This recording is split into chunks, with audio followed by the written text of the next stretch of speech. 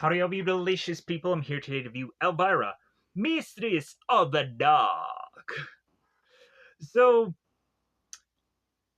first, I was to have gone on and remembered about Elvira simply by just kind of running through some episodes of Face Off.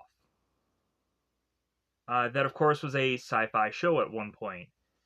And like I kind of was going through the show when I saw Elvira, and I'm like, well, I remember her being like a very like iconic character. I think she was in like Scooby Doo shows at one point, and so like I just started further and further, just going like, you know what, like I feel like there's just something there that I just can't let go. So I just kind of started to thumb through IMDb's, and I was like, okay, like what can I really just use here? And then I saw that like Elvira legitimately had like some films, and I was like, all right, like this could be just something like really fun here to just kind of throw up on the channel to just um, kind of like just have some fun with. Because for really how I would state that this movie is very like simplistic or just simple, this movie has a lot of like humor and has just a lot of just adult humor also that I was to go on and just thoroughly be like surprised about, but then also just really started to enjoy. And I was like, all right, like this was to have a lot of stuff that I was just kind of like, okay, like so this isn't just paint by numbers, put an iconic character in a film and uh and just kind of have this just be this just plain film. Like no, they try a lot of things in this film. So cuz like it would immediately like have me think like, "Oh, this is just going to be like a Pee-wee's Big Adventure kind of thing, or kind of like when Ernest had gone on to do those Ernest films, or at some point we would have the band Kiss who had their own movie and don't know legitimately anywhere if that's to be a thing for anyone to have gone on to have actually seen or have us be able at some point to be able to see. But that also does exist. But yeah, so Elvira. Like Elvira to me was always to have kind of been like a Monster Vision kind of gal, where they would put her in this kind of late night uh kind of movie marathon like thing of her kind of going on and giving her own thoughts about these certain monster films and whatever. But so, like, I was immediately hoping that this movie was going to be somehow in the realm of kind of like how the original Fright Night was. But man, like, mm, somewhat close, but not exactly the cigar of which that I thought like this would eventually kind of turn into. But man, also while I was just kind of watching this film, I was like, man, like if they could have gone on and really expanded upon this, like we could have had a whole uh like cluster of things to just kind of go with Elvira. And at some point, like I think Elvira does kind of go through a number of probably other mediums and whatever, but still. But anyways, like if Elvira had like a animated like film, like that would have been pretty sweet. Uh, because you would have like kind of no limits and kind of do whatever you wanted. But so, anyways, Elvira within this film, Elvira is to come to find out that she is to have a deceased great aunt, which then forces her to go into a town that she is to be, of course, a outcast, hated and feared, because that's the obvious way to just kind of break down this story.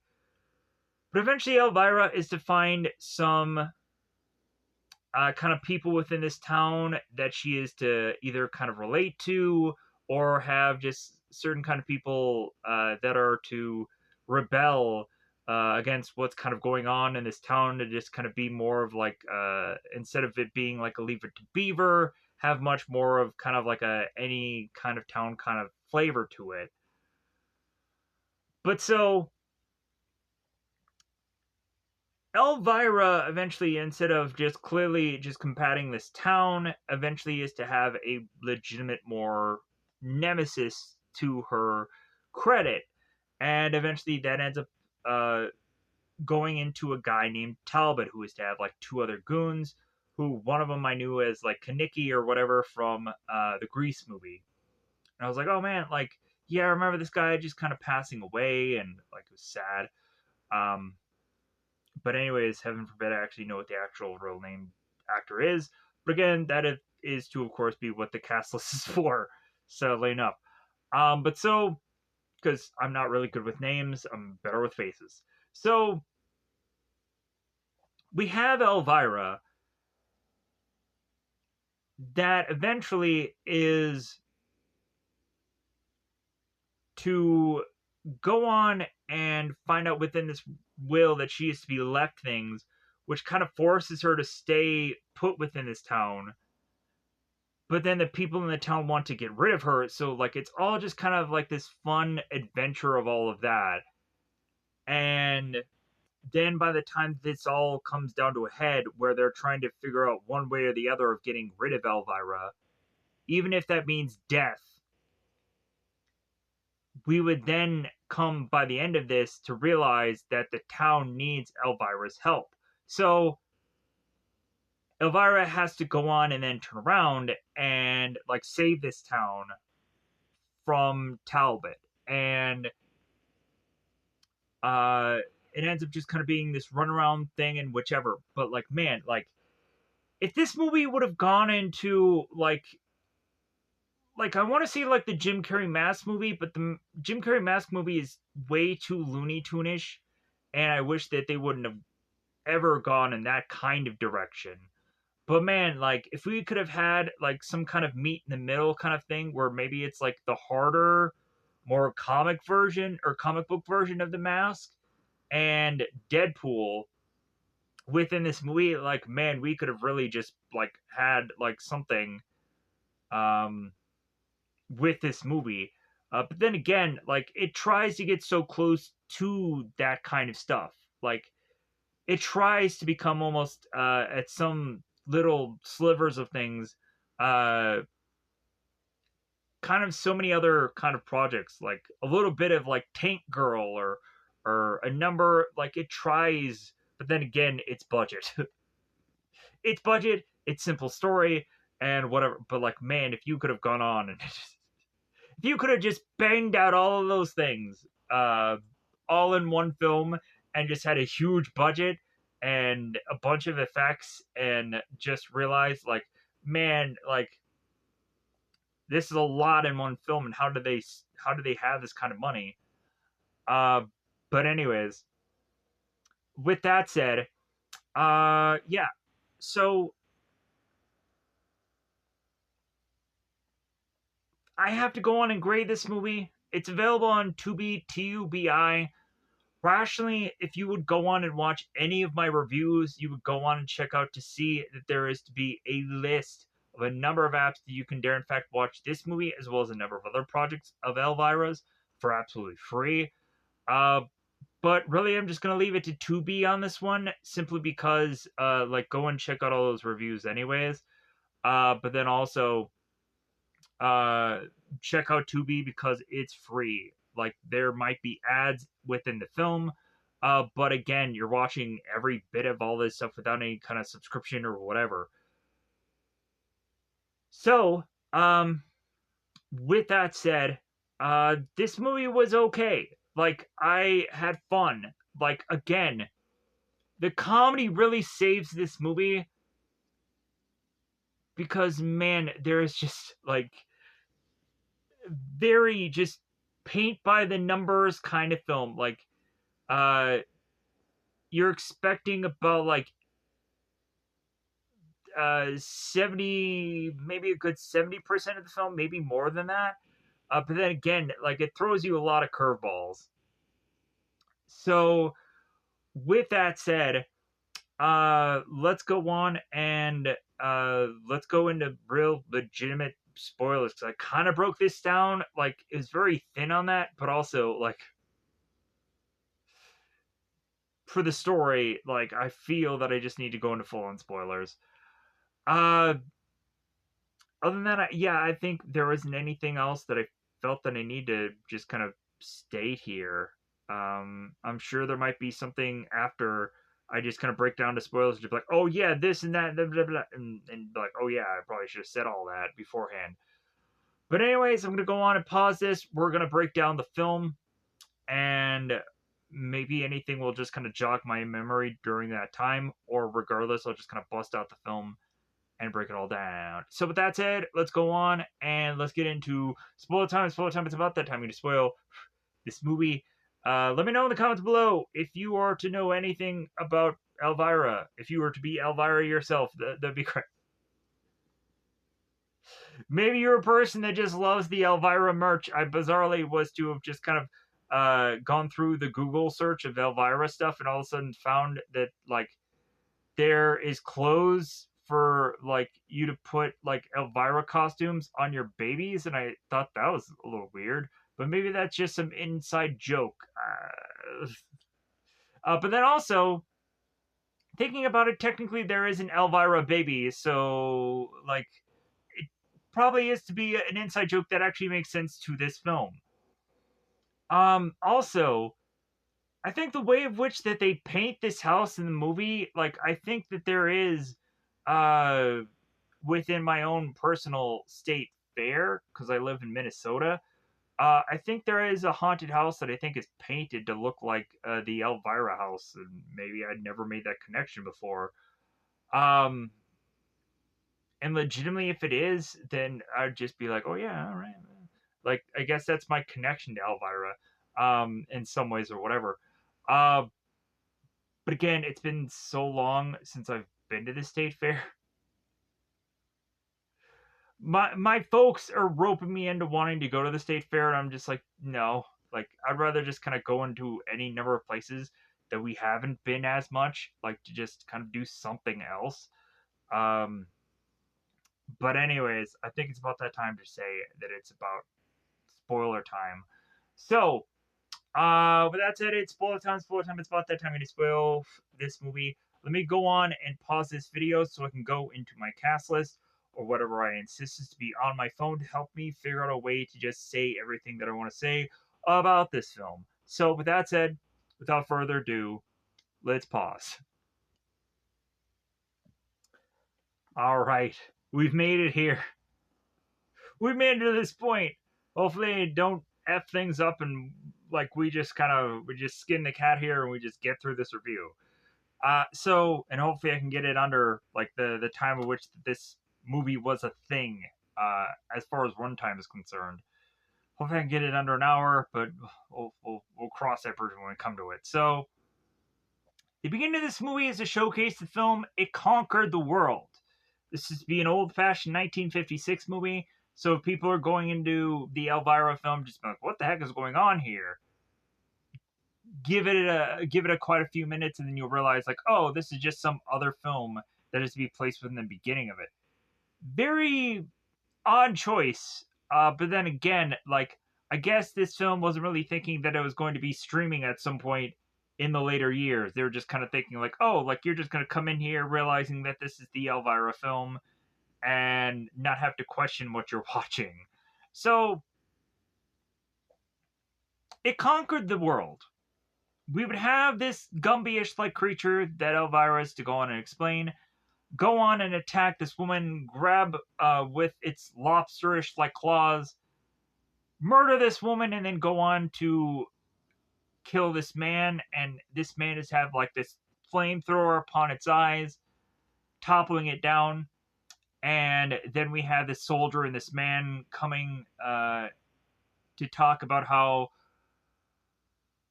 man is an emotional creature and this and that, and he goes on to just this huge rant, and I'm just like, yeah, like let's see the Elvira, like let's see her going on and having her own humor about her own bate as well as a number of other jokes. So we would then turn to have the showcasing of these people behind the scenes. Not only these cameramen, these directors, but then also the people that are kind of in this booth, and they're kind of seeing what's on the air and kind of what's kind of next coming up, the preview of it all. And so we had this like Channel 3 news thing. So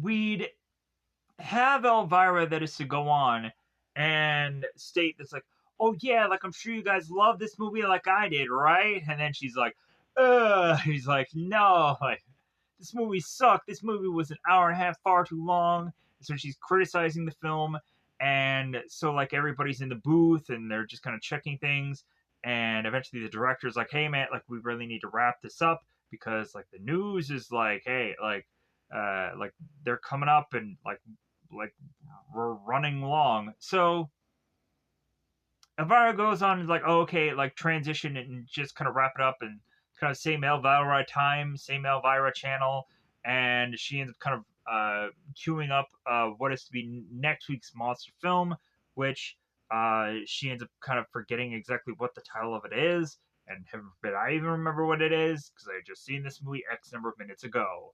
So like I think she was like three-headed monster or something like that, some kind of weird, unusual title.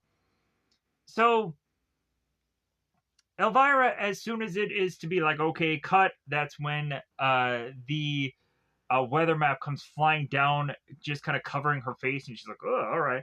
So Elvira is to be kind of carried out of scene because they're trying to like, hey man, like we gotta get to the news here. So we have Elvira that is coming face to face with this anchor woman and this hairdresser.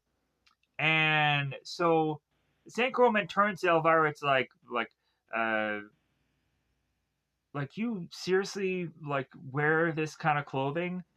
And Elvira's like, well, yeah, like I wouldn't be caught dead wearing what you're wearing. Ugh. And like the hairdresser's like, yeah, have five. Yeah, you burned her. Like, well, I guess technically during that time period, you probably wouldn't have said burn, but still. Um, But also, it was kind of funny that Elvira kind of tossed out like the Gumby reference, and a lot of people probably won't get that because that's such an old show. Gumby, of course, is like a claymation thing. It would screen a lot of times. Eddie Murphy on Saturday Night Live would dress as Gumby.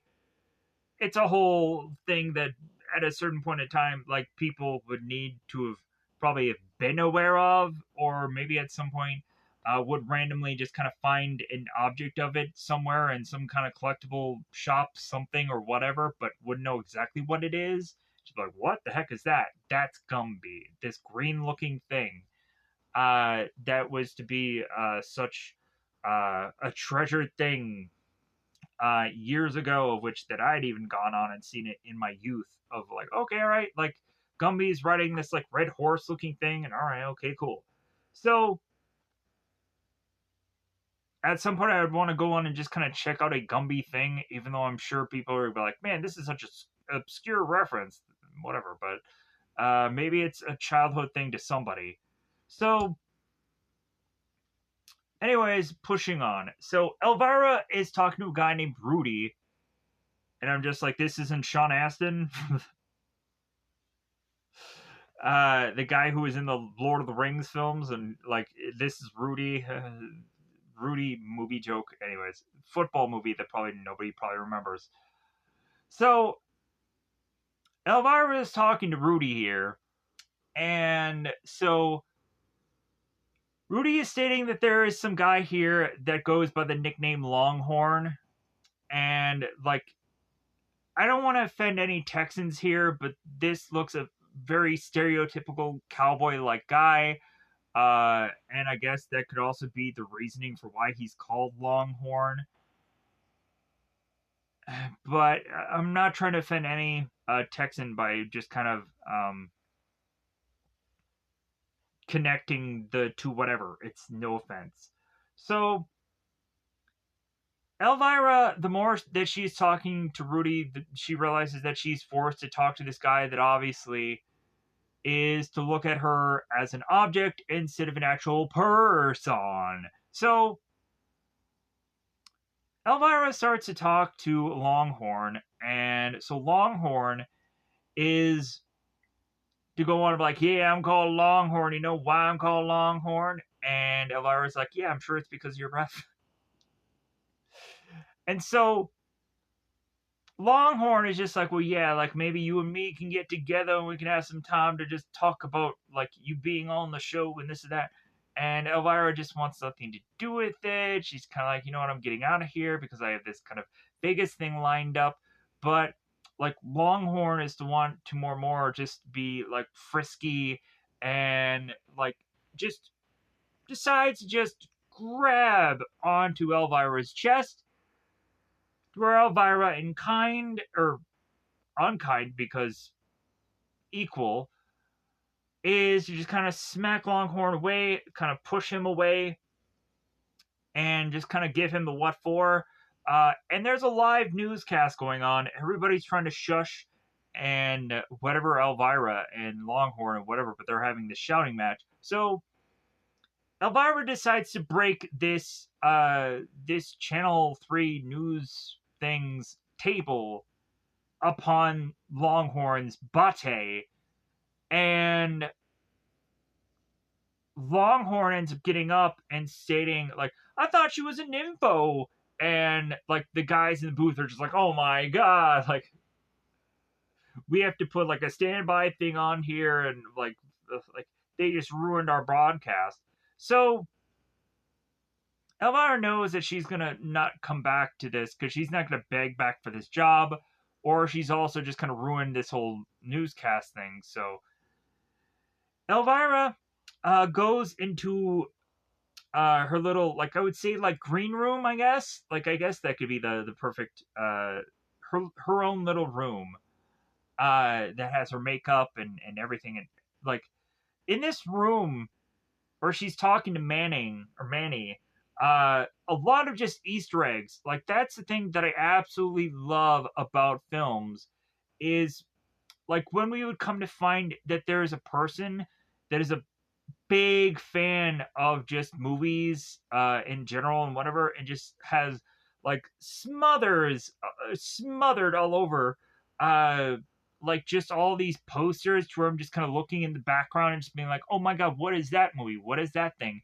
even though I should be focusing on Elvira and her massive talent. Yeah, talent. So you all know what I'm looking at. Her eyes. Yes, her eyes. So, two of them. And maybe I'm not a eyes man. Maybe I'm somewhere down. We're going into too many jokes here. Let's get to the film. So, the Easter eggs here, like, I would have wanted to go on and see any number of these posters and knew what they were, so I can just kind of turn around and be like, hey, I watched a movie just from specifically just kind of watching this little Easter egg in this film. Kind of like I would go on and watch like movies like FX, and in the background of some of the scenes there would be movie posters. So Elvira speaking to Manny, and he goes on and he's talking about this Vegas show, and there's a little bit of a snag of it, like a $50,000 snag. And I'm like, what? How is that a thing? How do you not how do you assume that a Vegas show is ready to go but then is missing $50,000? Holy sh. And like Manny is just expecting Elvira to just pony up the dough for this. And I'm just like, are you kidding me?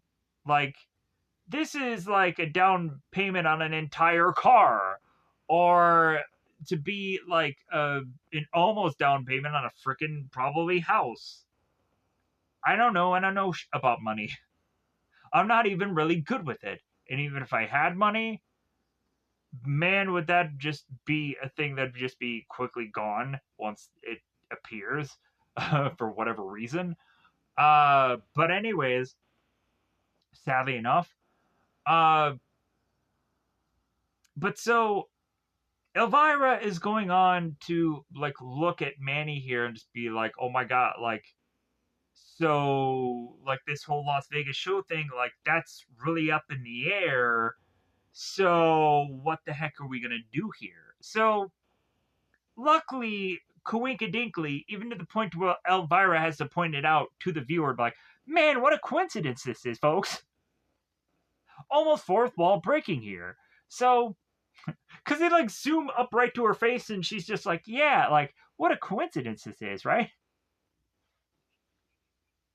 So close to fourth wall breaking. So Manny gets a letter from a great aunt that had passed away that is leaving some kind of inheritance to Elvira. And again, it's where the coinkydinks come in here. So we would then fast forward, but wink, wink, nudge, nudge here, because there's a whole kind of goofy thing that kind of goes on within this film. So Elvira is mourning the loss, being so sad, just blowing her nose and farting. I don't know, silently but deadly. So farting. Elvira doesn't fart because she's a ghost. She's not a ghost. I'm just trying. I'm having a goof. I'm having a geef. You know what I'm saying? I'm just having a little fun. So, if anything, she should actually be a vampire, but like that doesn't even make sense because she would have to not ever be in the light ever. So, uh, and that gets ruined right out of the gate a lot often within this movie because they shoot during the day. Anyways, Elvira, mourning the loss. I'm trying to push myself back into this film.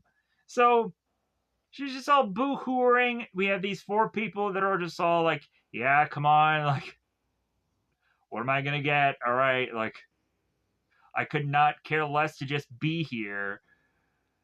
But then all of a sudden we have this lawyer coming to Elvira, and it's like, "Well, Elvira, you've gone on to win a brand new sailboat." And he like rips all of his clothes and he just becomes this game show host. And he has this like Vanna character coming out. And she's like, "Yeah, look at this sailboat." It's like, "Well, that's not all, Elvira." And Elvira's like, "What did I get? Yeah, what did I get? Yeah." I'm like, what is going on in this film? This is freaking awesome. This is hilarious. This is some good times. So like this lawyer turned game show host is like, "Well, yeah, that's not all. You also have this nice Jeep." And all of a sudden, this Vanna woman is just like, "Yeah, look at this Jeep." Vanna's like, "Yeah, right, right." So it's like, but wait, there's more. And then they bust out this like dining room table and like it has all this like fine china and just Elvira's like, "Oh my god."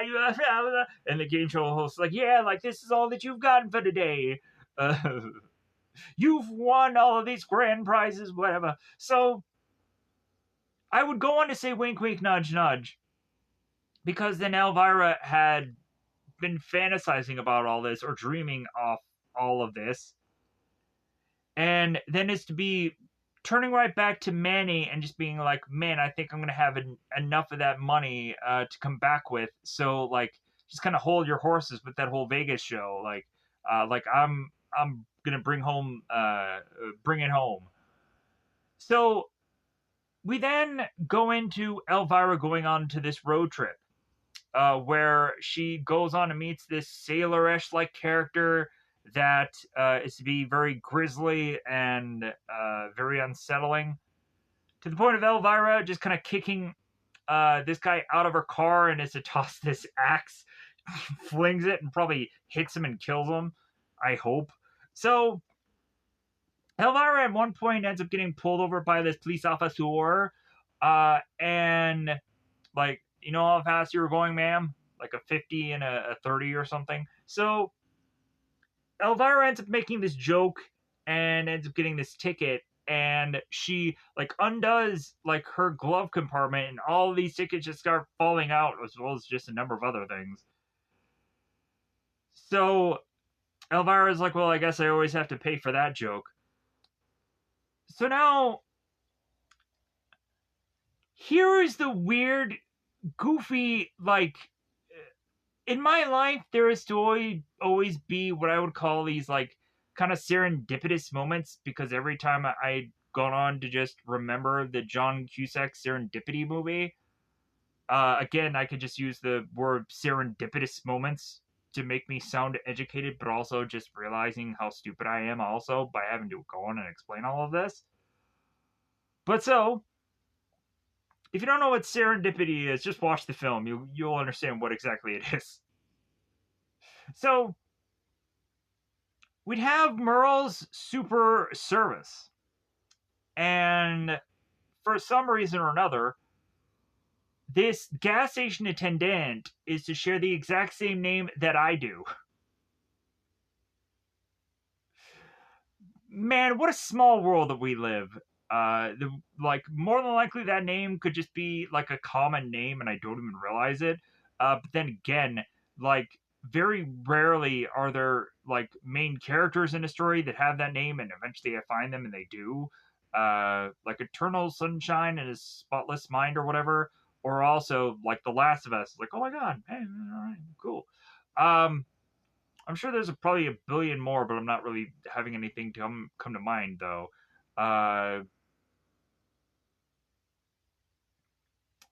Like at certain points, there are other characters that share my last name, and I'm like, oh my god, hey, yeah, I really like that show, anyways. But moving on, I'm going on so many tangents. I'm sorry, but that's just how my brain works. So, gas station. Elvira is to go on and is to be asking Joel, the gas station attendant, like, hey man, like, you want to give me a little pumping? Man, if she would have legitimately just threw it out like there. But so, the gas station attendant points to the self-service sign, so she's like, oh, okay, all right. So, Elvira goes on to clean her windshield, and we know what this is all to be. It's just some fan service going on here. Then she goes on and is to kind of flip the trigger to kind of pump some gas here. And then she goes to like uh, take the thing that she ended up putting into the car. She ends up kind of putting back and kind of sitting it back where it's supposed to go, but it falls over and it starts pouring out all the gas. So all this gas is starting to go all over the gas station. And so Elvira is looking at the gas station attendants like, well, hey, like, cigarettes will kill you one day. And immediately what comes to mind is like the Vin Diesel Triple X movie where like they had the heat seeking missile thing, and like Vin Diesel ends up telling the one guy, it's like, well, hey, like, cigarettes, they'll kill you one day. And the guy's like, I'd rather be smoking. I'll smoke even when I'm dead, and this and that. And I'm just like, okay, all right, buddy, weird. So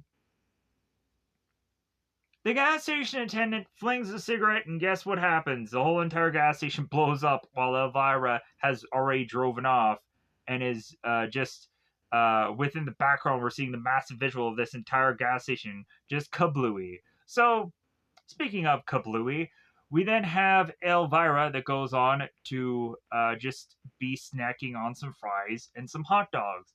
And you would obviously figure out what is to go on and happen next if you were to see this movie, as well as also just kind of put the pieces together. There's to be hot dog, just goes kasplatter right in between some cleavage here. So the next thing we end up seeing is a couple of Amish folk that are looking at Elvira like, hey, outcast too? All right, hey, yeah. You're an outcast, I'm outcast. Do you like the band Outcast? Hey, y'all. All right. Amish people who like music, that's a little bit of a stretch. But so, maybe they like a kind of music, maybe some polka, I don't know. But anyways, Elvira is to make her way into Massachusetts. The population of 13, 13 of course is 13. because unlucky number, supernatural tying in with the 13th level, this and that. 13 is just a supernatural number of sorts that I go on and just thoroughly enjoy, even though legitimately my favorite number is actually to be 5, if anything else, because reasoning. But so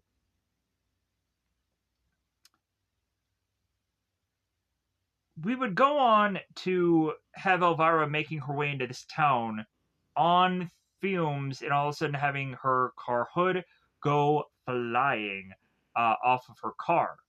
So she's to be greeted within this town by a woman who is to actually be Chastity. Chastity. So Chastity, of course, is to go on and berate Elvira for how like she can't even fit into her own clothes and this and that. So we would go on to have after Elvira's to kind of put this woman in her place, and like obviously she's to have these kind of hair curlers, and she's to just kind of walk around town like this. So Elvira goes on to look at these strapping young lads, which all I'm sure have names that at some point I'll have to individually figure out who they all are, because they will come up, I'm sure. She goes on and looks at all these young laddies and is to ask them, like, well, hey, can you assist me in pushing my car to this mechanic? So Elvira makes her way to this mechanic, and so the immediate question's like, well, hey, man, like, where can I hang my hat, metaphorically speaking? Like, hey, where can I go on and kind of just sleep for the night?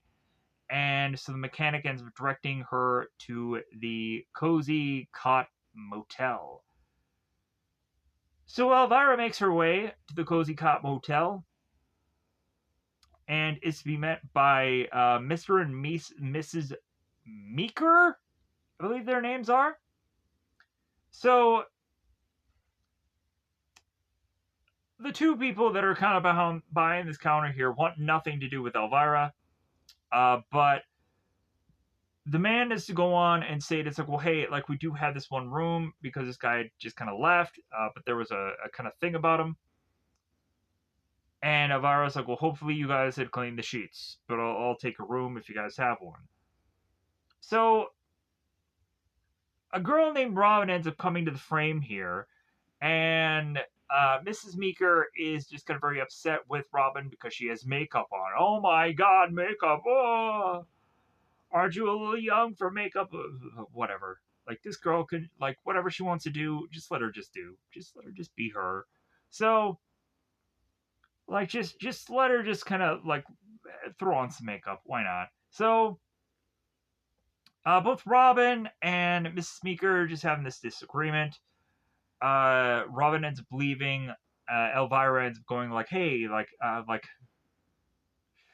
I've had a past with people disagreeing with me on makeup also, but my disagreement like I was like 8, so like getting some common ground between these two people, and like Elvira is gonna quickly find an ally here that eventually will go out of her way to just kind of help her out, because Robin at some point will start to mix up with other Elvira allies, and at some point like Robin will like get a boyfriend possibly, or get a guy to at least kind of throw his arm over her shoulder kind of thing. So that's really nice. So Elvira is to make her way to this bowling alley. So within this cast of characters within this bowling alley, we start to see some characters like Bob and Patty, and at some point also, the the boys were Randy, Sean, and Bo. Bo was the guy with glasses. Randy is the guy with like the long either brown or reddish hair. I'm not quite sure. But anyways, So Jeff Conaway, yeah, known for movies like Grease. And when I saw him in this movie, I'm like, oh my god, that's like Kaniki or whatever from Grease. All right, like he's in this film. Like the only thing that I remember about him, like I watched little bits and pieces of like Dr. Drew's Celebrity Rehab and eventually like finding out that he passed away, and it was just so sad. But like if anything, like it's kind of just nice to just kind of see him in this project. So Travis and Billy here. So the guy who played the guy from Greece is Travis here. So and then Billy is the more kind of long haired fellow. So so yeah, so Elvira makes her way to this bowling alley and is to be met by both Travis and Billy, who of course want to go on and start asking Elvira for, of course, a BJ, a blowy, a little down below, if you know what I'm saying, a little blow, a little blow down below. So, anyways, as well as also Billy is reading a Spider-Man comic and talking about it, and Travis rips up the Spider-Man comic. I'm like, you mess with the wrong guy. You know how much money that comic book is. That's the nerd in me. I'm sorry. I'm throwing my nerd card out there. Oh my! You just ruined a comic book. You Elvira film for doing that. How dare you? How dare you ruin a comic book? It could be probably worth a lot of money right now because it was in this film. Look at the Lost Boys. They had their own weird, goofy comic book that they made within that film. And, like, even that somehow was just making a lot of money for some goofy reason. I'm curious if Elvira goes on to sign that comic book specifically at cons. That would just be like a weird little Easter egg thing that, like, oh yeah, like, why are you having me sign a Spider-Man comic book? Oh, it was the one that was in the film. Oh yeah, oh my god, yeah. I'm curious now. Does that happen? Or should, like, somebody should legit go on and do that if they have not. Because figure out which comic book this one was, and it's an amazing Spider Man thing, and just have her sign it. It would be hilarious. So like I said, Elvira was to go on and have these guys hitting on her, but then she's like, "Well, no, I don't want any, I don't want anything from you guys." So what she decides to do is she takes this knife that she has from of course her chest, her stomach area, not chest. Yeah, you know what I'm saying. So she takes this knife, she stabs into Billy. It's like, oh my god, you just stabbed into me. And then Elvira has to point out, oh, it's a fake knife. Like it goes back and forth. So there's a tussle here. So big beefy Bob comes into the mix here, and he starts knocking down these guys. And so Elvira's like, oh hey, like my knight in shining armor kind of thing. Even though, like, frickin' Elvira, like, if she wanted to just take out a guy, she could figure out a way to take out a guy. She already took out one guy in the early part of this film. But still, like, numbers game could be against her, whatever. So Elvira is to seemingly be like, okay, hey Bob, like, let's get out of here and let's just kind of have a little chat. So Patty is all of a sudden just like, oh, like that's my man. Like that's the one I want to get after. And one of the other kind of bowlers is looking at Patty. It's like, oh, like, well, I guess like you lost out of getting that Bob, huh? And Patty is just like, well, like that's trash. Like I'm treasure. Uh, like he's never really gonna go for her. So both Bob and Elvira like just start chatting, and they come to find out that they have kind of common ground. it seems like Bob is to be like the owner of this movie theater, and Elvira's like, well, hey, yeah, like I have some history with movies and stuff like that. Like I'm a like a person that kind of done like a kind of their own kind of version of Monster Vision and whatever. But like she starts running off all these movies like, well, hey, like does your movie theater has like I Married Satan or I Married Satan 2? It's like if you didn't have the original one, why would he have the sequel? Why would we have the squeakle?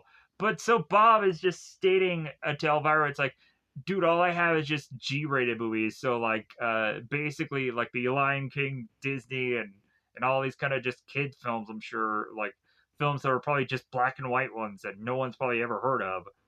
So Elvira is just like, like, oh, okay, well. So Elvira goes on and talks to Bob. It's like, well, hey, maybe we can do something special together. And like Elvira is just gonna like pucker up and like, and so Bob ends up getting in his car and he just drives off. And Elvira is just like, oh, okay, all right, well, too soon. So we transition to have Bigelow, attorney at law. So Bigelow is just kind of waiting for all of these relatives of this great aunt to make their way into this room. So we have these kind of two relatives, and then like this Talbot guy ends up coming in. And so Talbot is like, all right, like let's get this thing rolling. Like I'm sure like I'm probably gonna get like everything out of this whole ordeal. And the lawyer is just like, sorry, like we just kind of have to wait because there's one last person who's going to make their way into this will reading, and that of course be Elvira, the nephew or the niece. I mean, whatever, just names and crap. It's always never good for me. So even though I can go on and say certain names within this movie without actually having to look them up within the cast list, but still. So Elvira makes her way into the whole proceedings and just be just kind of throwing her chest into Talbot's face and be like, hey, ugh. Having Elvira just kind of making some jokes and laughing and whatever, while other relatives are just kind of boo-hooing. So Elvira is to go on and like, hey, like what do I got? What am I getting? So the lawyer starts rattling it off and doesn't turn it into a game show this time around. So, like at first, like certain relatives off to the side, like, hey, you get this car and you get $5,000. Hey, you get this and you get $5,000. And so Elvira's like, oh my god, like what kind of payday am I getting? All right, like let's roll out the dough. Why am I getting all of this money? I don't know why, but I'm getting it. So then it comes to Elvira, and so Elvira ends up getting her aunt's like entire house and a recipe book. And Elvira's like, what? Seriously? That's all I'm getting? But then that house is to ultimately be like worth like a ton of money because people like probably want the land more than anything. So like the house ends up being worth like supposedly like 70 grand. And so Elvira's like, oh my god, I'll sell this house in a heartbeat. Who do I need to sell this house to so I could just make this money because that Las Vegas show. Uh, but then eventually, when it seems that she can possibly give it to somebody to sell the house, like the sell or the way in which that the realtor just kind of approaches it is just gonna uh just freaking shady as f. So like Elvira just kind of puts him in his place. The actor of which I love. Oh my god, this actor who plays Harold in this movie. Oh man, Ghostbusters 2 like hundreds of times, but then also like he's in Psych and God, what is that other one?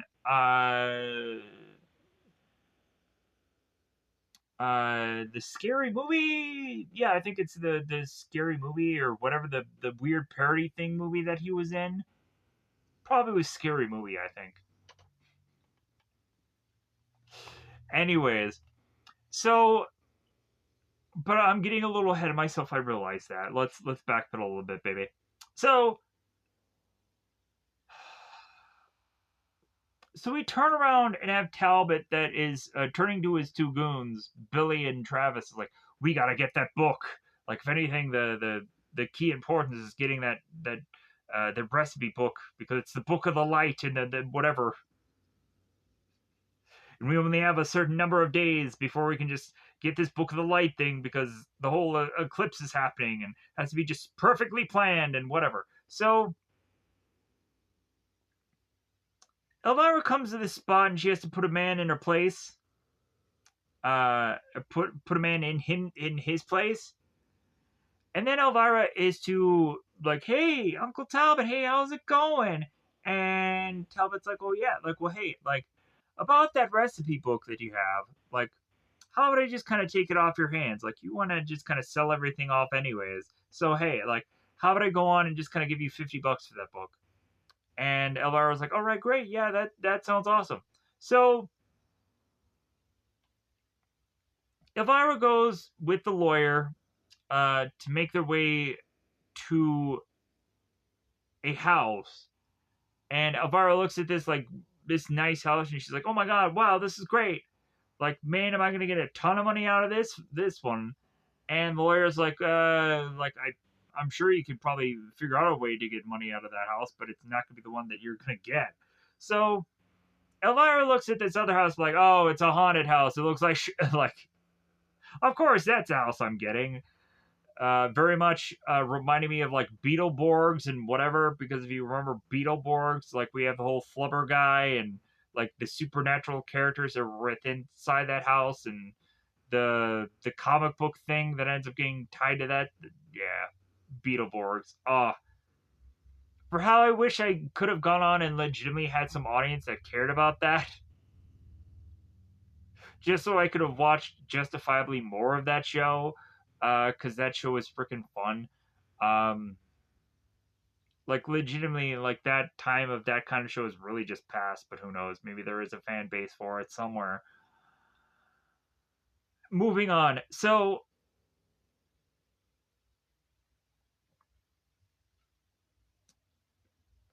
Talbot is going on and talking to Chastity, and Chastity is going on and on and on. But Elvira, it's like, hey, like, uh, like you are a relative to Elvira, and Talbot's like, dude, I want no connection with that woman.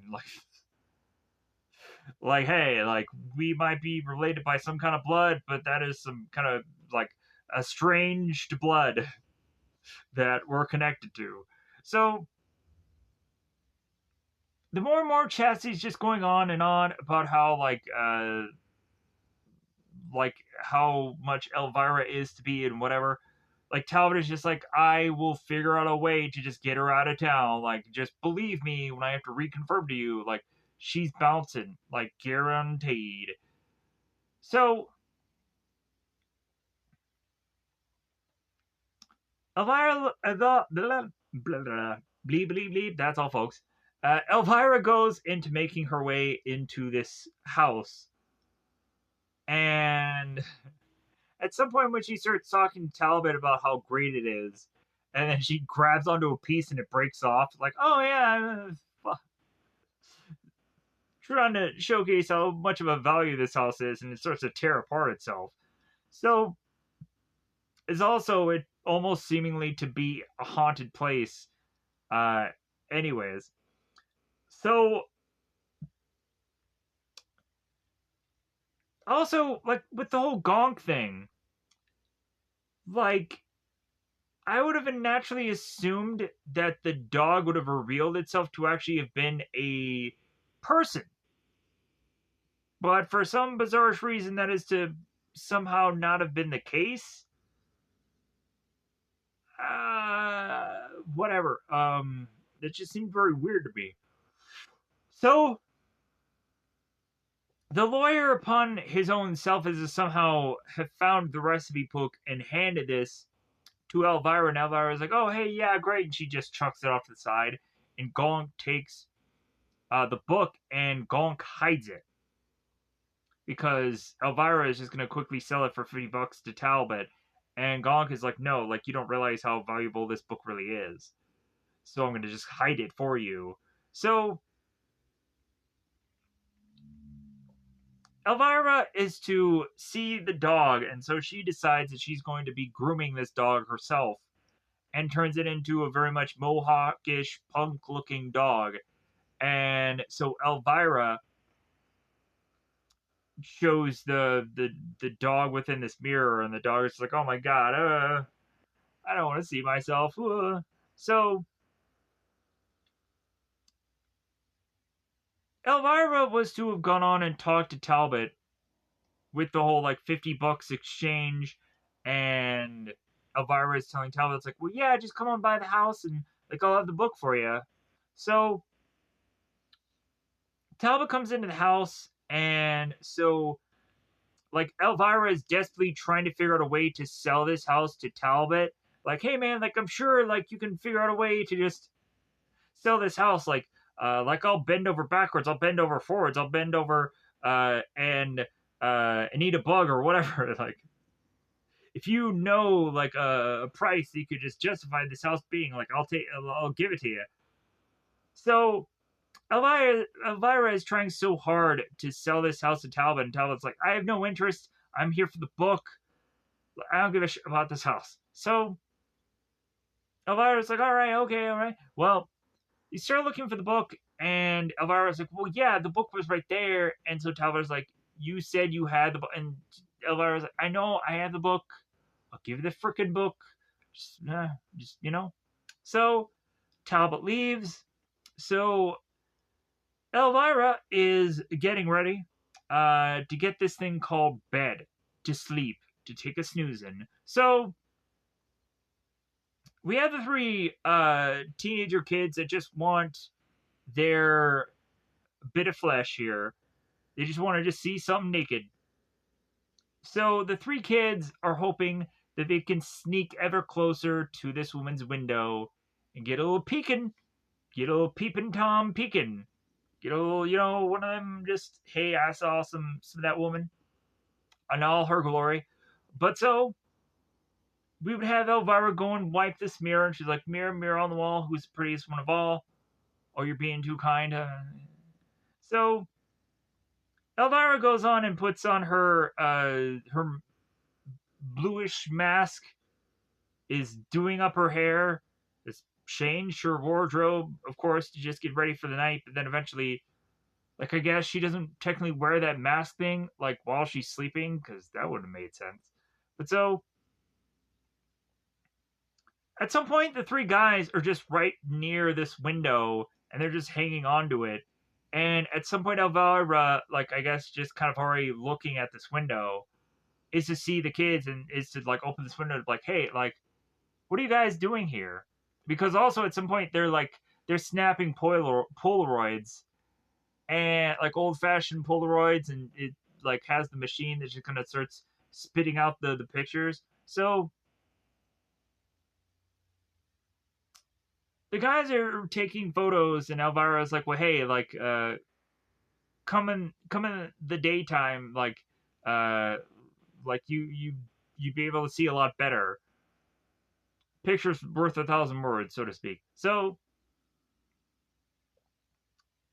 Elvira slams the window on the guy's hand, forcing them to fall. So Elvira makes her way to her bed,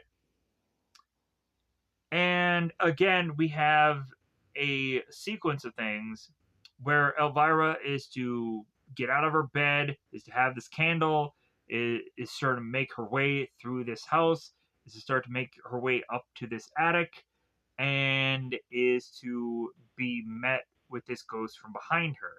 Again, this is another dream sequence.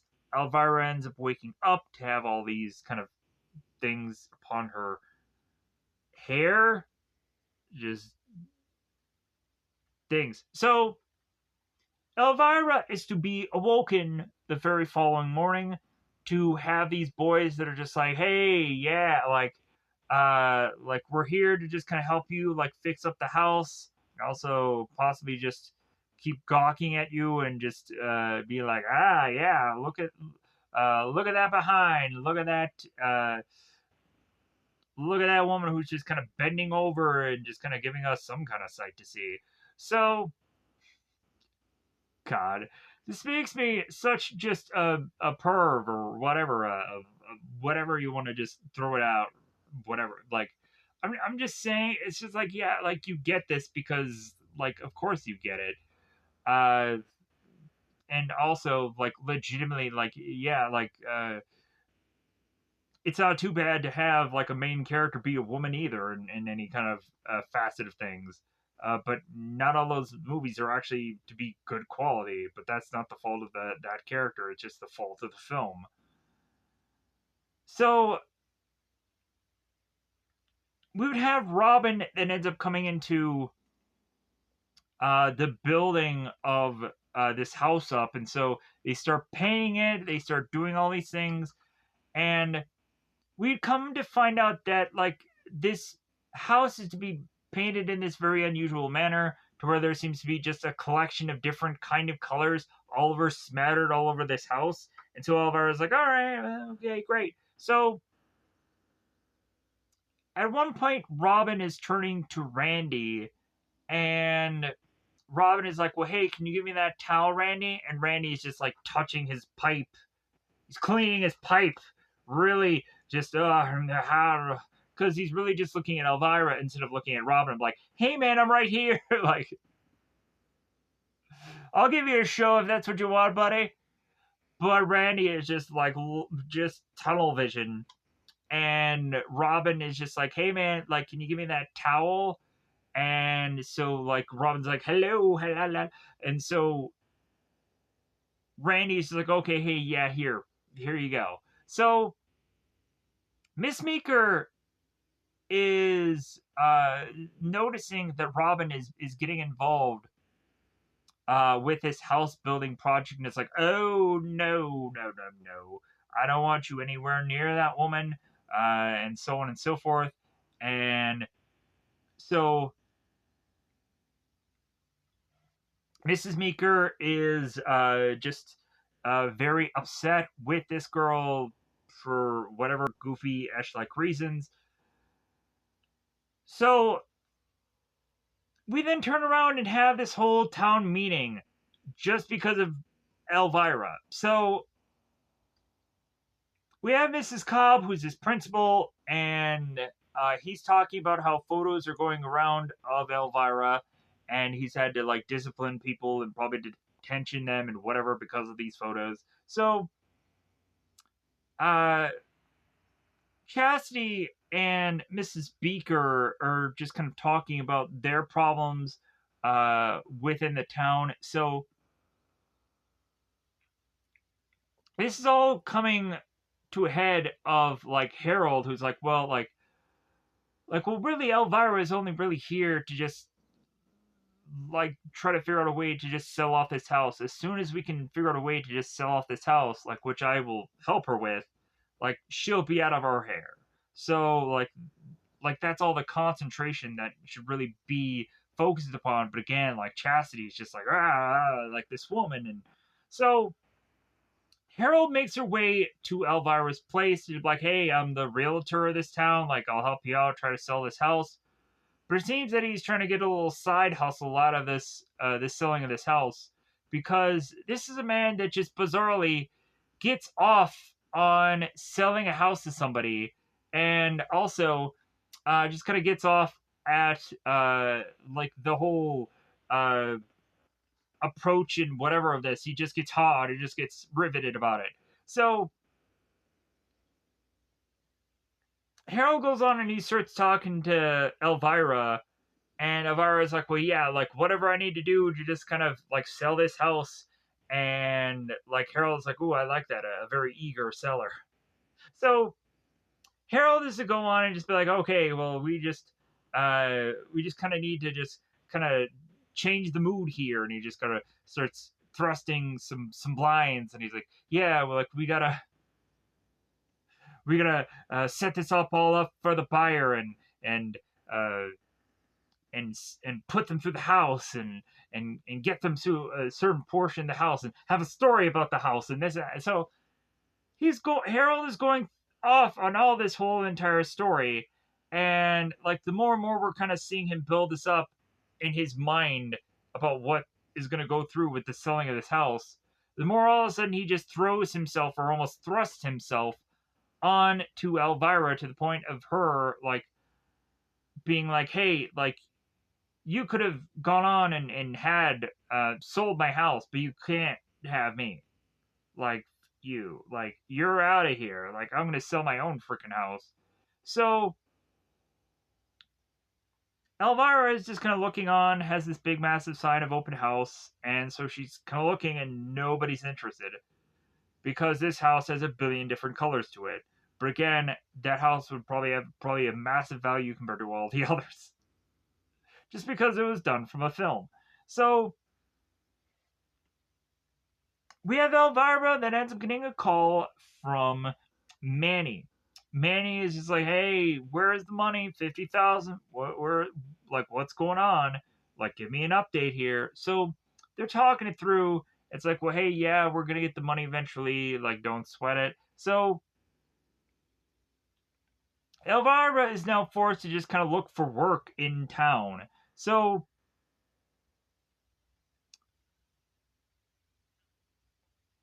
starting to go through these certain locales, we bizarrely have both Miss Meeker and Chastity that is going on and just blah blah blah blah blah blah blah blah blah blah blah blah blah, and like both Travis and Billy are kind of looking on at Elvira, like starting to make her way through the town looking for these jobs.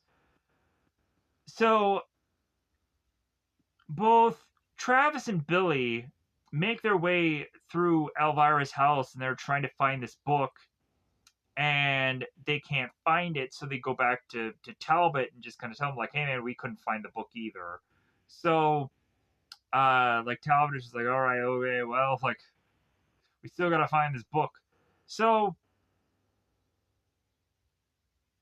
Elvira, after looking for all of these jobs, is to meet up with Bob, who is working at this movie theater because he owns it. So funny enough, it seems that Bob can't even spell matinee. Heaven forbid I can even figure out how to spell frickin' matinee, because, like, I need to just kind of look into how to spell a lot of things, because heaven forbid, like, I have the good vocabulary and whatever. But sometimes I can just bizarrely throw out big words as if I seem to have some kind of knowledge, but then also the way in which that I probably talk will also just make me sound dumb. Anyways, moving on. So, putting myself down, but then again, I'm talking for an hour and change now. So, Elvira is to go on and like adjust the sign, and here's the funny part. So, the sign goes on to read matinee, wild adventure, how to fuck. So we have Chastity and we have people like Patty that are looking on it. It's like, what the fuck? Like, what is she putting on that sign? Oh my god, outrageous. Truly, truly outrageous. As if I'm saying gem. So Elvira ends up falling, and so people start laughing like, haha, Elvira fell. I think Bob does catch her, and then like Elvira was like, "Oh my god, oh, you caught me." So there's also this kind of just curtain that just kind of drops, it's kind of lurking in the background.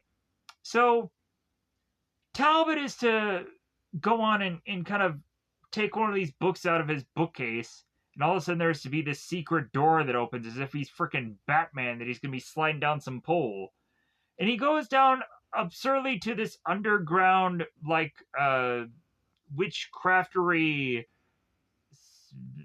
weird goofy-ish uh whatever pagan ritual thing going on here. So he goes on and just kind of tosses on this like little robe thing, and he starts spouting about how this great aunt, like, hey, you're dead, so there's nothing you can do. Haha, I'm gonna win all this because Elvira doesn't know any better. Yeah. So celebrate my victory. All right. So back at the Patty's bowling alley, Tidy Bowl, Tiddy. What is the actual pronunciation of this bowling alley name? I'm curious. Because I want to just say something else. But anyways, so Elvira makes her way to have a lot of these teens all going on and eating this food at this restaurante at the bowling alley. So Elvira is going on to tell the kids because she's talked this over with Bob. Like, well, hey, like, if anything, any of the movies that you're kind of putting into this movie theater, Bob, like, they're all garbage. Like, how would I go on and instead of you like serving up the Lion King to these kids, like, how would we go on and just have like uh, dust off some of my classics that I have?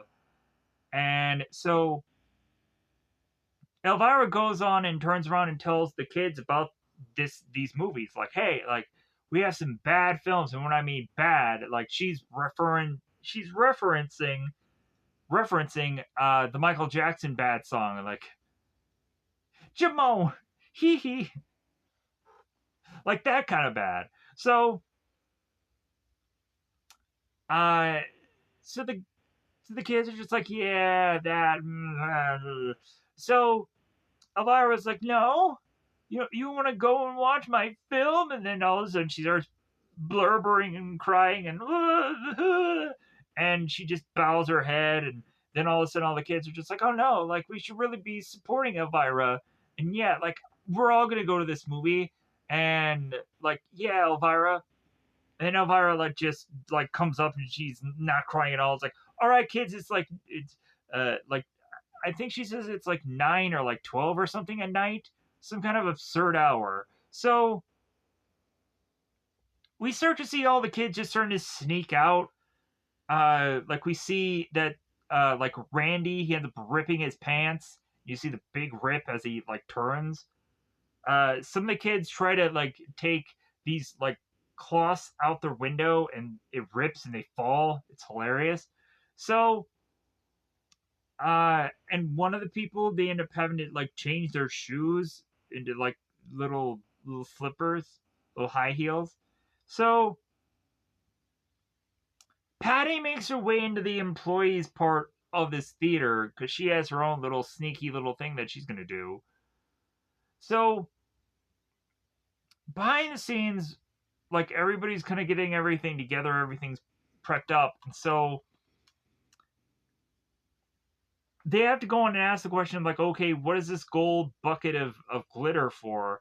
And Elvira's like, oh yeah, like hey, do you guys remember the Flashdance movie that I'm stealing from, even though I'm not stating that I'm stealing, but that's what I'm doing.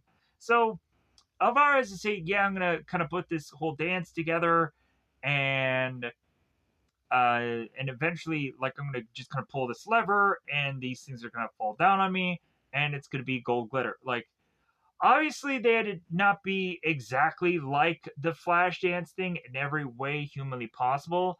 So, to avoid any kind of suing going on, because there could be a whole copyrighted thing, even though they even do the exact same Flashdance music, like they try to make it slightly tweakingly different, so that way possibly no one would actually get sued.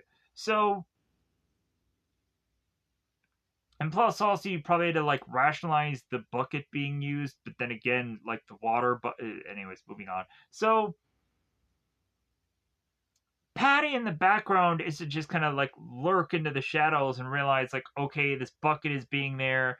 I'm gonna change it. Like I thought it was gonna be blood, but it ends up being tar and feathering anyway. So I'm like, okay, I guess that's a more traditional prank, and maybe someone had not gone on and seen Carrie, or Carrie wasn't a legitimate thing at this point in time. I'm not quite sure. But so, but you would have thought blood would have been You would have thought there would be blood, but I guess not for this film. Maybe that would have been going a little too far for this movie. Because I think they really do try to avoid blood for the most part in this film, with the exclusion of uh, Talbot at some points, but still. So, well, anyways, moving on. So, excuse me. So everybody's at the movie theater. Everybody's having a good laugh. Elvira is lending her own commentary to this film. So we have Randy and Robin who's getting a little close together. They're kind of like, ooh yeah, like Robin is looking pretty good. So all of a sudden there's to be like kind of boyfriend girl thing going on here. So people are kind of throwing their arms over their gals and whatever. So we then have by the end of this, Elvira is to go on and do this flash dance like thing. It's to do all these supposed flips and all of this stuff. So we have her pull this lever and Tar falls over her and she's like, oh my god, this is awful. And then she gets his feathers all over her, and then Patty's like laughing, ha ha ha ha. So it's like, hey man, I'm gonna get my revenge. So Elvira makes her way to this tub and she's trying to figure out a way to just kind of wash all of this off. She's like, I'm gonna get everybody from this town. I'm gonna get my revenge. I'm gonna just so Bob and two of the kids are just like, hey man, like what is she doing in there? And like, oh, she's washing off. So Elvira gets into the couch and like everybody's commingling.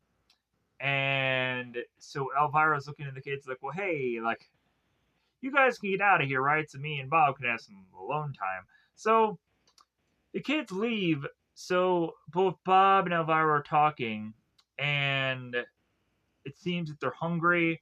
And every once in a while, we'll have like a little joke about how Elvira is to talk about like eating a virgin, or is to just kind of have like these unusual, goofy things that make her sound like a monster. But then again, uh, there's no real information about what kind of, if anything, monster she really is to actually be. So it seems that the both two of them are to be hungry. So Elvira takes that supposed cookbook that Bonk is to kind of give her, and or Gonk, whatever the dog is to be. So Elvira is to start to thumb through this book and is to just make this concoction of food through all these random assortment of items, these worms and all these weird looking uh, herbs of sorts. So Elvira brings this pot to this dinner, and when Elvira opens it, this massive puppet looking lizard thing comes flying out, and then all of a sudden they're battling this. I'm like, man, this reminds me of the House movie. If you guys remember the House film, not the Doctor movie House. I'm talking about the House film where we have the army veteran guy who's a writer who eventually ends up stumbling upon this house. And oh my god, I realized that a lot of this House movie is kind of similar to the Elvira film. Uh, but then he ends up wanting to take this house because he feels like, oh, I can write within this house. But then eventually, like a lot of just starts happening within this house. So more than likely, this guy just probably turns around and writes like everything that he just witnessed within this house. Um, is what I would assume the massive book would have been by the end of the story. But the guy wanted to write about his time in Nam. Um, but uh, so this big huge lizard monster is this pot and this thing. So they try to put a lid on this thing and then they toss it into the sink and they're like combating it with pots and pans. So at one point they try to like garbage disposal this thing, so they try to push it down the sink and they hope it just like kind of just dies off. So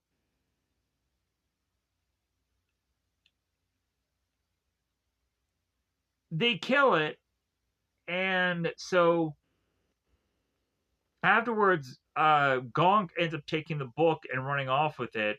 So both Bob and Elvira follow her to the attic, and even Elvira herself is like, "Hey, this is foreshadowing from earlier in this movie, where I'm to kind of go through this same location, just kind of see what's up in this attic." So they start to make their way through the attic, and Bob ends up asking Elvira, like, "Hey, what is this chest?" And so they open this thing up, and there's a bunch of things within inside of it.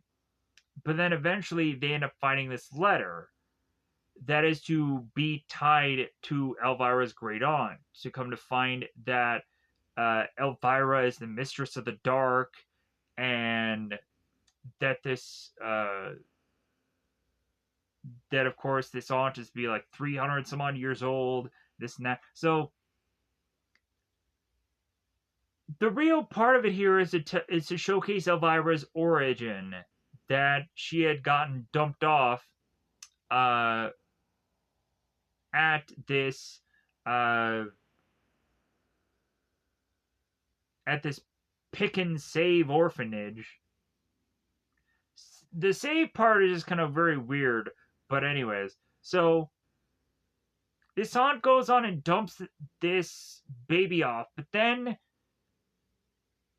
the woman ends up turning into a dog, this like Rottweiler, and has this red eyes. I guess to just kind of make sure that everything was to kind of copacetically just happen the way it should have.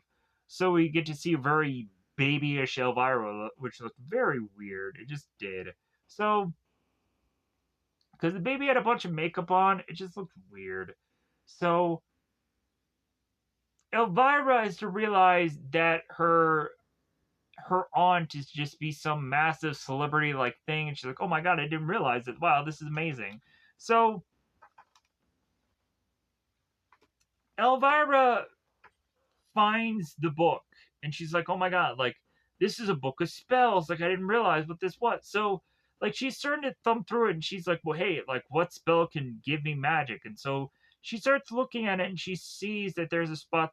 She's a spot of a spell that says moolah on it. So she's like, "Well, moolah, money, right? Yeah, like that's got to make sense." So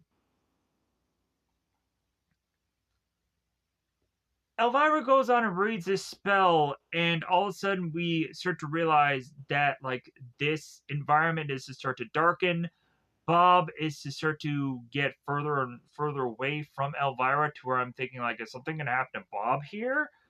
But instead, we would come to find that Elvira is to have assumed that somebody's getting a little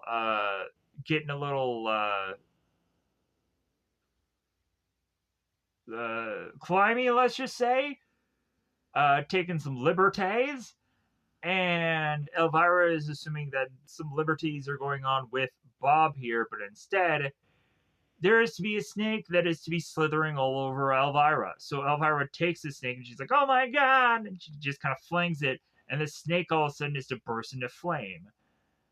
So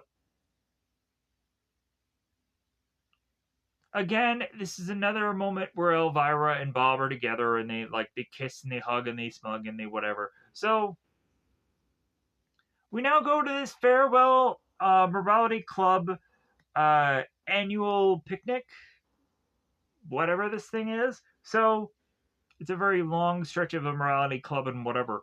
But so Elvira wants to go on and prank all these mofos. So since she now has this ability to do some kind of magical things, she then is to put this pot into this mixture of all these other things for this potluck like thing. So Elvira and Bob are just kind of watching on to just kind of see what happens with all these people. So we have Chastity that takes on this thing first, and she's like, "Hey, you know what? I don't know what this is," and so she takes it, And she starts eating it, and then everybody else is just like, well, hey, yeah, we should probably try this too. So all of a sudden, everybody is to end up being very much people are like, oh my god, like I'm starting to go hot under the collar. And Elvira is like, yeah, maybe I shouldn't have substituted uh like hamburger helper with this, because she did think that she was gonna like have that thing of the lid open and the lizard was gonna come out, but not the case. So instead, we would start to find everybody's minds who had ever gone on and eaten that bit of whatever the hamburger helper thing was. All of a sudden, they would start to have these dirty minds, and everybody's just like looking at everybody like, all right, oh yeah. So we would go on and have Harold, who's like, who's looking at this hot dog. It's like, hey, getting any ideas? And Patty is to like put uh, this taco shell and take the hot dog bun and So everybody's getting a little hot under the collar. People are starting to take off their clothes. Uh, the people in this town are running wild. The Meekers are licking one another's ears. That looked weird. But so Chastity is to see a guy just kind of laying on the ground, and so Chastity's like, "Well, hey, can I park my can I park can I sit on you basically?" So yeah, she's getting a little down below business. So, but what do I know? I don't know anything about the bedroom situations. Yeah, heaven forbid I go on and state any of that. So, especially on a video, who would do that on a YouTube thing? Huh, never, right? So, so Elbit, that so Talbot is going on and talking to Elvira, and uh, really all this is again is to be like eventually that Talbot wants the book and all of that. Yeah, it's just normal, just conversation that is probably to lead to having figured out that Talbot is going to be the villain of this film. And at some point, also Elvira is to be talking to Patty, which ends up being a fight breaking out between the two of them because Patty grabs Bob. Elvira wants Bob.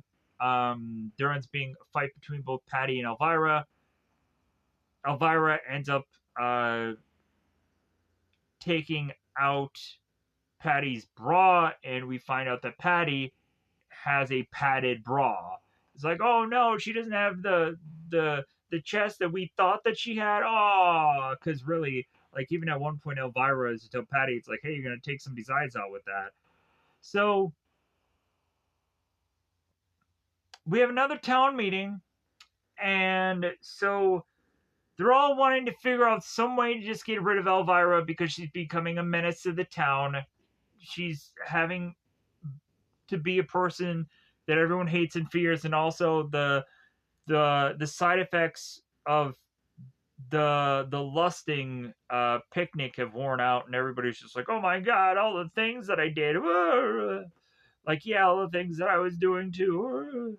So Talbot ends up coming into this whole proceedings, and he's just like, well, hey, like I have a way of which to kind of throw the key onto Elvira, and that, of course, is just accuse her of witchcraft. This is Salem. Like, if anything, we've had a history of witchcraft, so why not just uh, toss Elvira and throw away the key? So I had honestly no clue what the transaction between both Talbot and between both Elvira was going on and saying I have no clue. Whatever. I had no idea what was going on there, but at least I knew what was going on with Patty and Elvira. I did kind of just muster what the heck was said there. So Elvira is swinging this cup into this prison cell, and is to be demanding a phone call and a strip search. And is to be calling the sheriff a fatty or fatso. And the sheriff is to in return just be like, well, hey, like where are you gonna get your phone call from? Like from off of your broom? I don't know. She's like, well, yeah, like if I had a broom, I'd break it in half and stick it where the sun don't shine. So Bob ends up coming to the fray here and is talking to Elvira, and they're trying to figure out a strategy to kind of get her out of prison here. And so Elvira is telling Bob, it's like, well, hey, like if I can just get that book, maybe like there's some spell in there that can just kind of reverse all this. So Elvira is telling Bob, like, hey, get the book, and Bob's like, okay, and so Elvira's like, wait, like, hurry. She seriously has him come back just to tell him to hurry up with what he's doing. And that I thought was just kind of funny. It was just a goofy little gag here. So the teens, while they're trying to free Elvira here, but they do a mistake.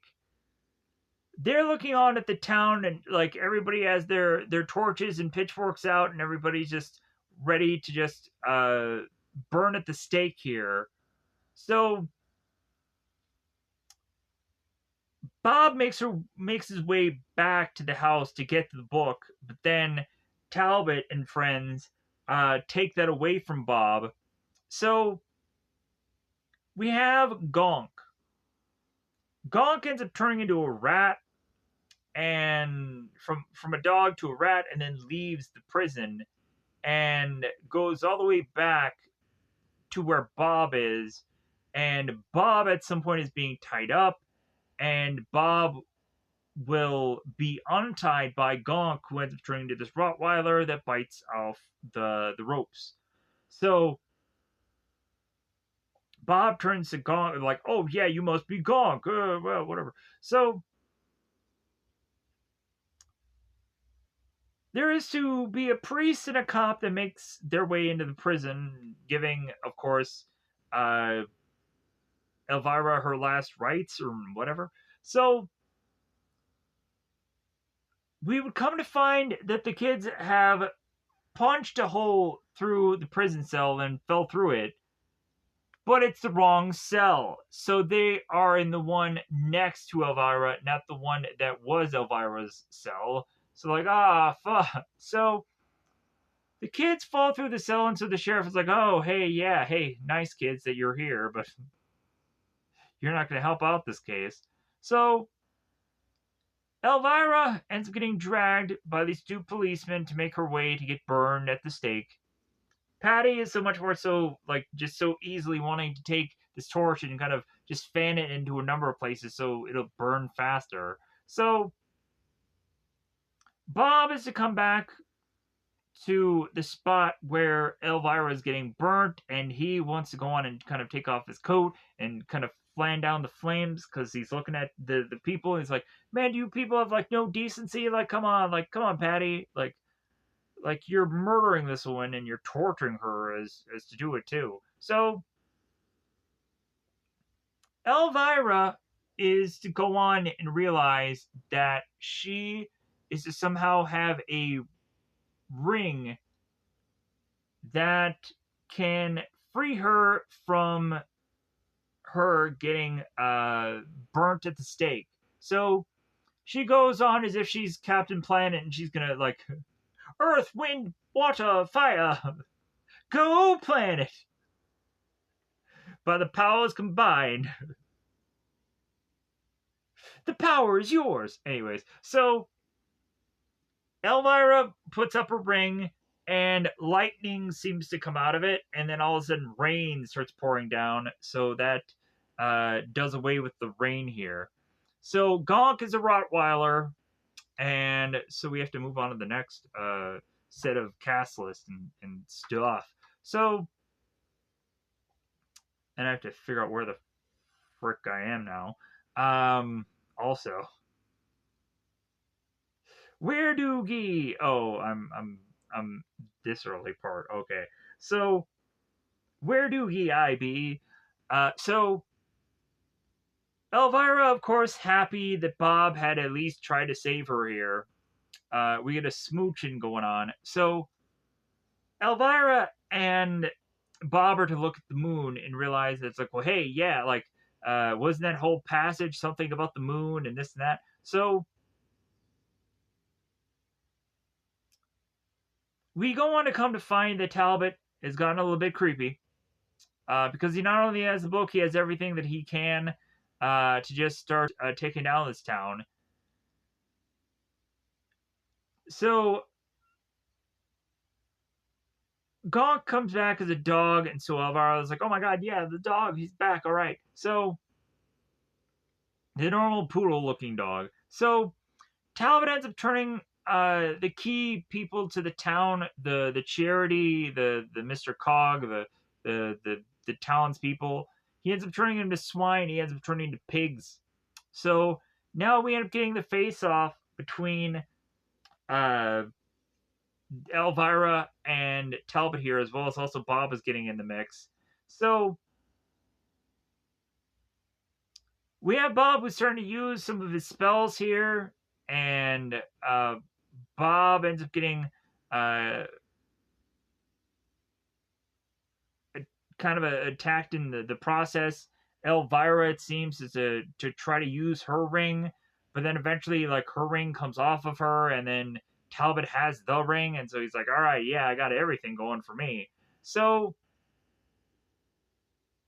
Talbot starts making his way through town, and so Elvira tries to modernize herself, and so she just goes into this weapons store and is to grab this big, massive cannon gun and is to fire off like as if she's Rambo.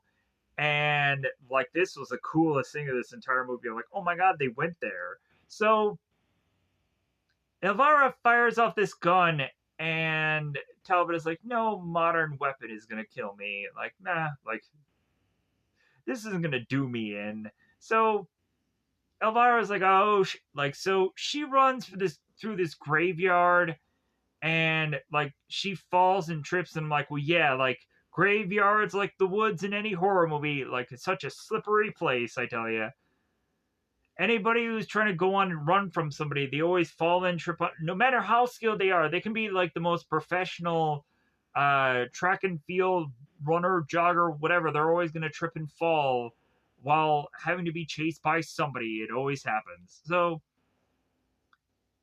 Elvira is face to face with Talbot, and so she takes her heel and stabs it into his head, and he's like, oh my god, ah! So that kind of buys her some time to try and break free through this gate that she literally has to use her chest, you know, her her muscles from her boobage to break open this chest. She legitimately has to just do some popping. So popping. She really has to just pop and lock here. She really just has to figure out how to pop that lock. So Elvira makes it out of this graveyard. Talbot is short to follow as he's bleeding from the head now. So Elvira makes her way back to her place to find out that Travis is there. So Elvira ends up putting leeches on Travis's head to take good care of him. And so Elvira is to be met uh by Talbot's arm. And for whatever reason, Talbot is to lose said arm.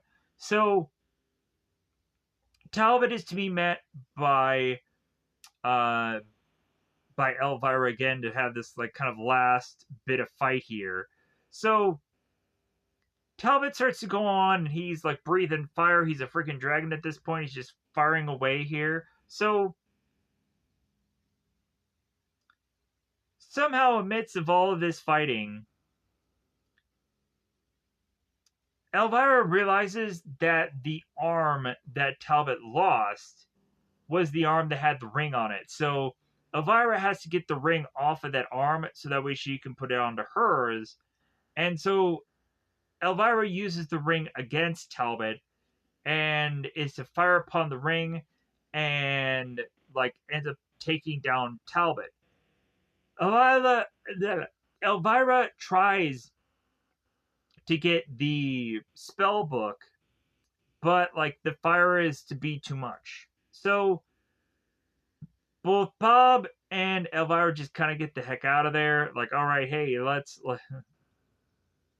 like we've done all that we can do. So the following day, Bob is wearing this neck brace, and Bob is talking to Elvira, like, well, hey, uh, like now since your house is burnt down, like what did your like insurance guy say? And Elvira is like, well, hey, yeah, like there isn't any demon insurance, so I think I'm effed out of this. It's like, well, like the lawyer even said before,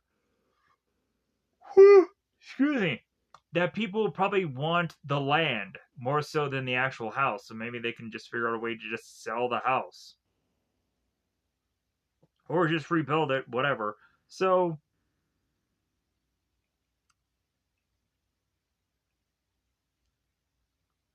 the people of the town, it seems, are still very upset. It would seem at first, but then they're like, "Oh, no, no, no! Like you, like Elvira, you saved us. You saved us from Talbot. So, like, if anything, like, if you ever want a place to stay, like, hey, like, come to our town. Like, we'll definitely treat you as one of ours." So Elvira goes on to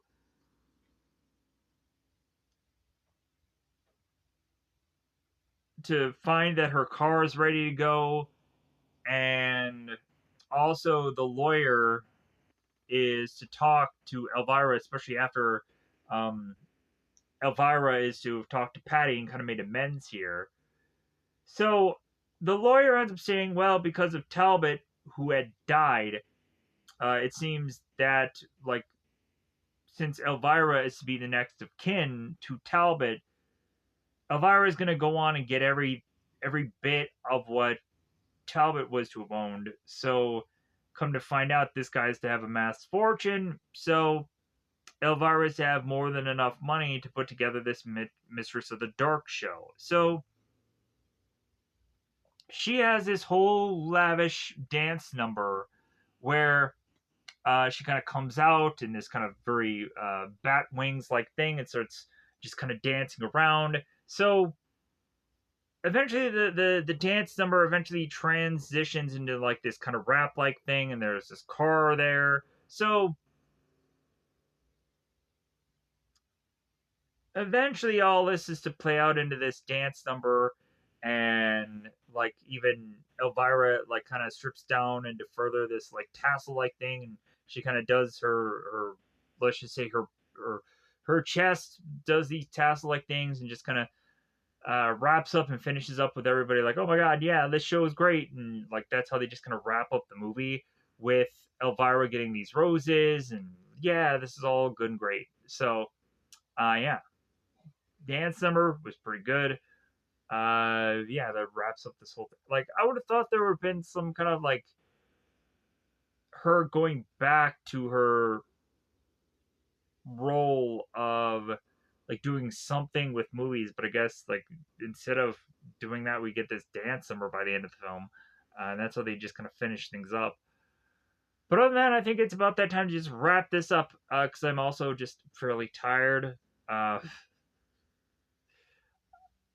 there is always that itch to go on and do more content, but then I'm like, what am I kidding? Uh, like I've stated that stuff so many times. It's very rare cases where I can go on and physically just be able to just do another film, um, or another show, or another whatever. And plus, also like, uh, I've been doing these like later and later, as people would probably obviously notice. Uh, but yeah, like it's just like it's also just like finding the right content for the day, but then also like it's like figuring out like, okay, like should I do this movie today? Should I do this thing today? Should I do this project today?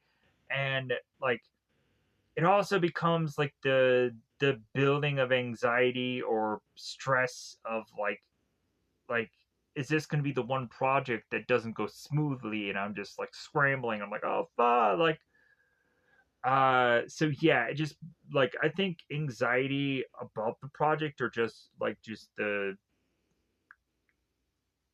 consistently like procrastinating just comes from the anxiety of it.